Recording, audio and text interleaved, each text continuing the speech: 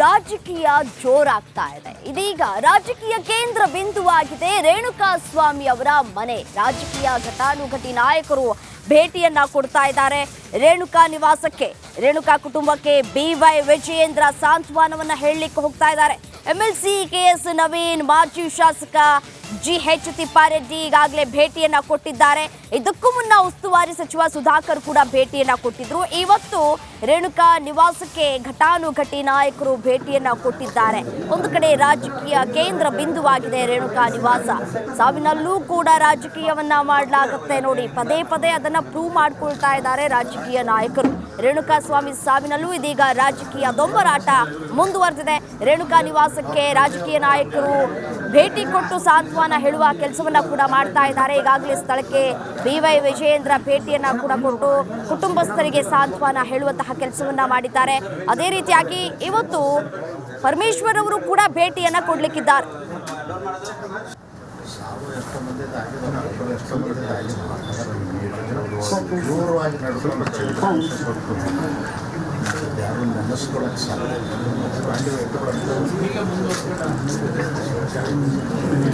ರೇಣುಕಾಸ್ವಾಮಿಯವರ ಹತ್ಯೆ ಈ ಒಂದು ಅಮಾನವೀಯ ಕೃತ್ಯ ನಡೆದಿದೆ. ನಾಗರಿಕ ಸಮಾಜದ ಯಾರೇ ಒಬ್ಬರು ಕೂಡ ಇದನ್ನು ಬೆಂಬಲಿಸೋಕ್ಕೆ ಸಾಧ್ಯ ಇಲ್ಲ. ಪ್ರತಿಯೊಬ್ಬರು ಕೂಡ ಈ ಘಟನೆಯನ್ನು ಅತ್ಯುಗ್ರವಾಗಿ ಖಂಡಿಸಬೇಕಾಗಿರ್ತಕ್ಕಂಥದ್ದು. ಇಷ್ಟೊಂದು ಸುಲಭವಾಗಿ ಈ ರೀತಿ ಬರ್ಬರ ಹತ್ಯೆ ಮಾಡಿರ್ತಕ್ಕಂಥದ್ದು ರಾಜ್ಯದಲ್ಲಿ ಅಷ್ಟೇ ಅಲ್ಲ, ಇಡೀ ದೇಶದಲ್ಲಿ ಚರ್ಚೆ ಆಗ್ತಾ ಇದೆ. ಪಾಪ ಅವ್ರ ತಂದೆ ತಾಯಿ, ಅವರ ಧರ್ಮಪತ್ನಿಯನ್ನು ನೋಡೋದು ನಿಜವಾಗ್ಲೂ ಕೂಡ ನಡಿ ಈಗ ಶುರು ಮಾಡೋಣ.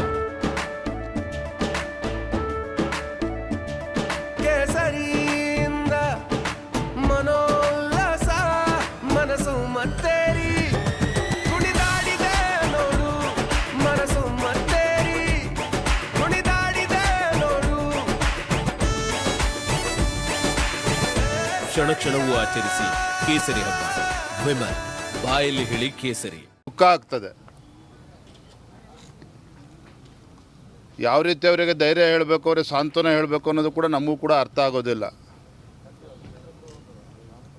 ನಾನಿವತ್ತು ನಮ್ಮ ರಾಜ್ಯ ಸರ್ಕಾರಕ್ಕೆ ನಾನು ಒತ್ತಾಯವನ್ನು ಮಾಡ್ತೇನೆ, ಮಾನ್ಯ ಮುಖ್ಯಮಂತ್ರಿಗಳಿಗೆ ಒತ್ತಾಯವನ್ನು ಮಾಡ್ತೇನೆ. Welcome back. ರೇಣುಕಾಸ್ವಾಮಿ ಹತ್ಯೆ ಪ್ರಕರಣಕ್ಕೆ ಸಂಬಂಧಪಟ್ಟಂತೆ ರೇಣುಕಾಸ್ವಾಮಿ ಹತ್ಯೆಯಾದ ಬಳಿಕ, ಕೊಲೆ ಆದ ಬಳಿಕ ಈ ಒಂದು ಬಾಡಿ ಏನಿದೆ, ಶವ ಏನಿದೆ, ಅದನ್ನ ಬಿಸಾಡೋದಕ್ಕೆ ಬಂದಿದ್ದು ಒಂದು ಕಾರಲ್ಲ, 2 ಕಾರು ಅನ್ನೋದು ಇಲ್ಲಿ ಗೊತ್ತಾಗ್ತಾ ಇದೆ.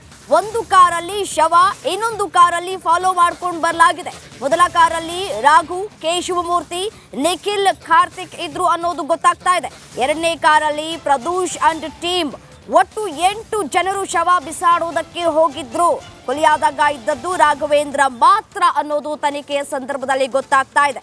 ನಂತರ ಕಾರ್ತಿಕ್, ನಿಖಿಲ್ ಹಾಗೂ ಶಿವಮೂರ್ತಿಯನ್ನ ಶವ ಬಿಸಾಡುವುದಕ್ಕೆ ಅಂತ ಹೇಳಿ ಕರೆಯಲಾಗಿತ್ತು ಅನ್ನುವಂತಹ ಮಾಹಿತಿ ಸದ್ಯಕ್ಕೆ ಲಭ್ಯ ಆಗ್ತಾ ಇರುವಂತದ್ದು.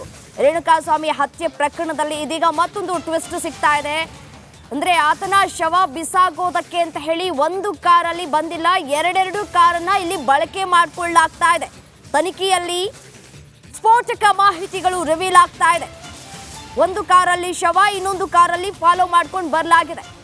ಒಟ್ಟು 8 ಜನರು ಈ ಒಂದು ಶವ ಬಿಸಾಡುವುದಕ್ಕೆ ಬಂದಿದ್ರು ಅನ್ನೋದು ಸದ್ಯಕ್ಕೆ ತಿಳಿದು ಬರ್ತಾ ಇರುವಂತಹ ಮಾಹಿತಿ. ಆತನನ್ನ ಹೀನಾಯವಾಗಿ ಸಾಯಿಸಿ ಹಲ್ಲೆ ಮಾಡಿ